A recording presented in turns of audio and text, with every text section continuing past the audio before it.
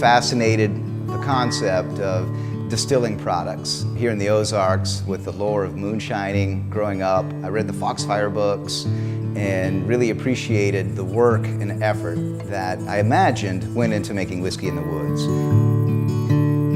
The farmers, right? Maybe they were growing grain or rye or corn. They had those resources that they could then ferment. And so through fermentation, they could make beer or wine. So a lot of families, and mainly women, in the kitchen where they were cooking bread, it wasn't too many additional steps to take the bread and turn it into whiskey. The small production in the kitchen was used for a lot of preserves and medicine.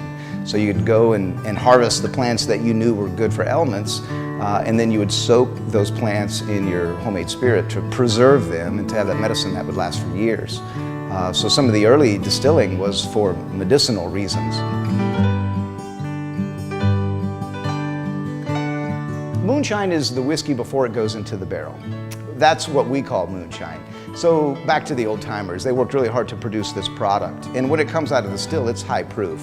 So it might be 60%, 70, 80% alcohol. So it was a high proof spirit that just came out of the still, and it was available for commerce. So in our classification of moonshine, it's just the whiskey before it is aged in our Missouri white oak barrels.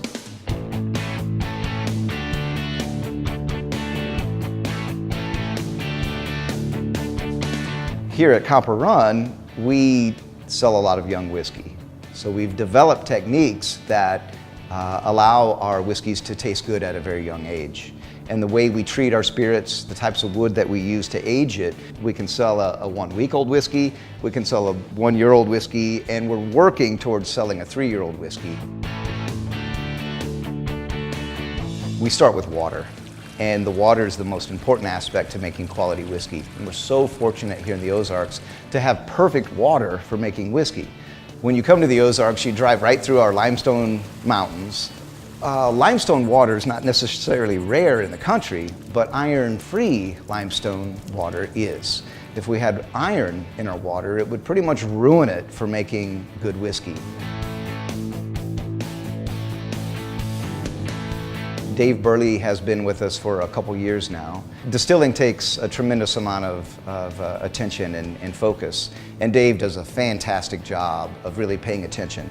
So it's been a great pleasure for me to teach Dave and share with him my knowledge, knowing that our production is in really good hands. So we're now downstairs, and there is heat emanating from the still, which is gorgeous. This actual design was Jim's design. It's 150 gallons, and we get approximately a barrel at a time. I think to some people, distilling is still something of a mystery. It's magic. So how does it actually work? So what we do is, once the yeast has converted all the sugar into alcohol, we'll be left with around 10% in our mash.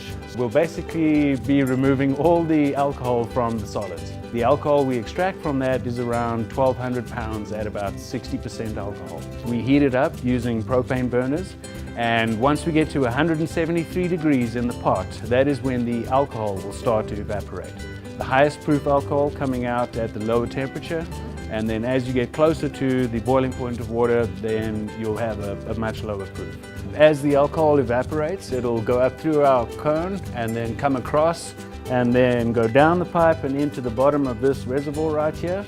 The first liquid that comes out is going to be around about 85% alcohol. So you're looking for percentage of alcohol? Yes. To tell you when to cut? Yes. So we'll have our 85% to 80% heads, and then our hearts, everything from 80 to 70, and then our tails would be 70 to 65%. Our climate, the species of white oak, are world famous for making the best whiskey barrels.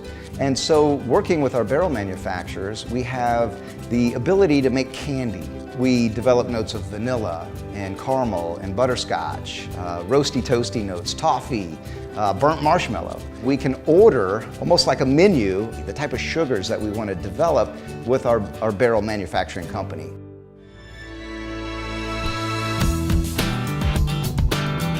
So what are we going to try first? So first we have our 80 proof moonshine. It is distilled from corn and barley. I think a lot of folks might be a little bit wary of trying moonshine because they think it's going to be very strong and really hot. But Well, this has a nice sweetness to it. Yes, I'm glad you like it. Next in line we have our small batch whiskey. This aged whiskey and the moonshine you tried are identical. They're the same product, except that one's been barrel aged. It's round, Yeah. where the moonshine has a bit of a sharpness to it. The time that the moonshine has spent in the barrel has kind of like rounded out all of its edges. Definitely, It has yes. like that vanilla character that you get from the char on the barrel. Yes.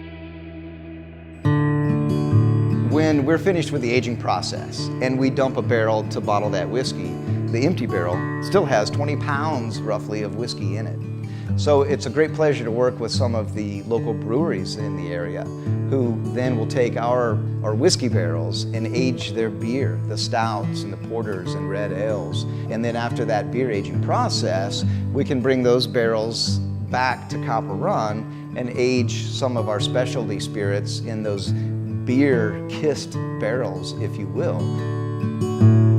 With our barrel program, we work with individual clients who tell us exactly what they want us to make. And they can come here and be a part of that production. What we'll do is we'll figure out our grain bill. They'll actually be here for the mash-in. Once we get the mash-in done, the customer will come a week later and they'll actually be part of making the cuts for their own whiskey. That's so cool. They know it's unique and they actually decide on the flavor.